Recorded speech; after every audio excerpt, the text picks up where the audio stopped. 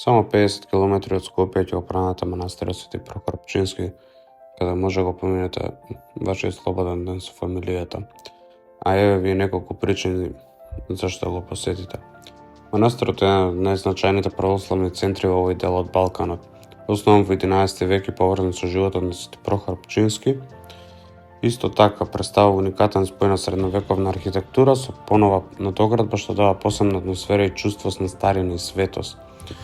Внатрешноста е украсена со импресивни фрески кои сведочат за православната уметност и духовноста низ векот. Исто така манастирот е сместен во живописна клисура на реката Пчиња, обкружена со шуми и планински предели, што го прави идеално место за мир и духовна рефлексија.